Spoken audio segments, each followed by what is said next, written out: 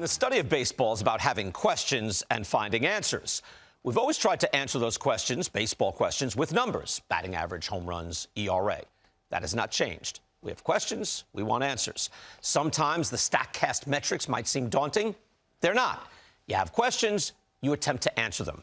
So let's do a little digging in. Statcast is powered by Google Cloud, and I promise we can figure some things out simply. The first thing to realize is the difference between results data and process data. Results data are stats, baseball stats, a home run, a single, everything. But we know a player can have 4 great at-bats and still go 0 for 4.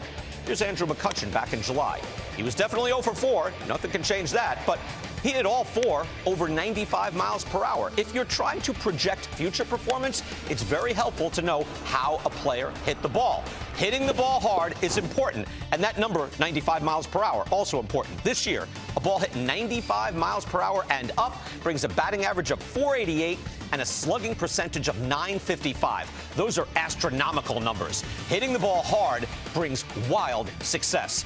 So here's the next question. Who is hitting the ball hard the most often? This is hard hit percentage of batted balls where a player hits the ball 95 miles per hour and up. Aaron Judge, Yordan Alvarez are in their own league, both hitting the ball hard over 60% of the time. There's a drop from there, but not a shock. Kyle Schwarber is next. But Teoscar Hernandez, Matt Chapman, also in the top 5. Bit of a surprise. Both are having good results, but not great. Hard hit percentage and exit velocity are fairly simple measurements. So let's go one level deeper. Not just how hard are you hitting the ball, but at what angle. Ground balls, fly balls are often outs. Line drives are where it's at. Barrels measures the exit velocity and the angle of the flight of the ball. You want a line drive, or maybe just a healthy bit of loft. Check out the top 5 of barrel percentage, according to Statcast, powered by Google Cloud. Again, it's Judge, Alvarez, Schwarber. But then you have Shohei Ohtani and Austin Riley. Both are having great results seasons. This metric doesn't care if the ball finds a glove or not. This is process data. Barrels, a frozen rope, if you will, hit hard at a good angle. Let's continue to dig and go deeper. What if you want quality of contact, those metrics we just looked at, but you want some real-world results? You want the best of both worlds.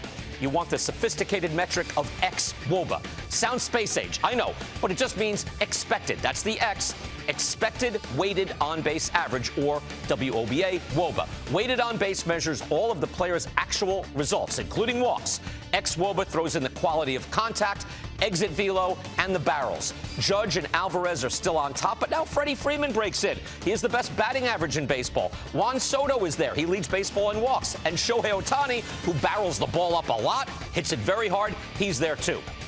Again, there's the simple measurements, exit velocity, right, like that, and then you can graduate to a sophisticated metric, xWOBA. All right, let's try defense. Measuring defense, difficult. Not perfect, not like measuring hitting, but Statcast can measure now reaction time, jumps, ground covered. That helps a lot. The top of the line metric to measure defense is outs above average. The league leader in outs above average this year, Jonathan Schoop of the Tigers. 0 is considered league average, and that's good, by the way. Schoop is at plus 26. He's not hitting, but he sure is fielding his position. That might surprise you. This one won't. Most people love the defense of Dansby Swanson of the Braves, and sure enough, Swanson is the top shortstop in this metric. Swanson is at plus 17. And here's something interesting. The best outfielder in Major League Baseball right now, Dalton Varsho of the Diamondbacks. Varsho is at a combined plus 15 in center field and right field. And you know what? He's played 31 games at catcher as well. That's a valuable guy. All right, one last thing to measure, base running.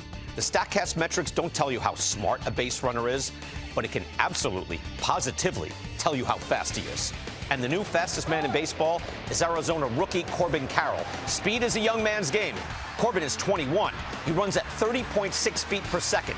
He is also the fastest man from home to first at 4.04 seconds. Home to first speed, vitally important. Now, Corbin was just called up. If you want to run the top 5 for players with over 100 competitive runs, check out the result. How about that? It's a pitcher. The fastest full-time player this year, going from home to first, is Shohei Ohtani. One of the top sluggers in barreling the ball. We know that. One of the best pitchers in the game. And the fastest full-time player from home to first base. Remarkable. Just scratching the surface now, going through the Statcast trove of information, but it's not just a search of numbers or metrics. It's wondering about a basic baseball question and trying to find an answer. Who's the best pure hitter? Who's the best fielder? Who's the fastest runner? There are now more clues to these answers than ever before.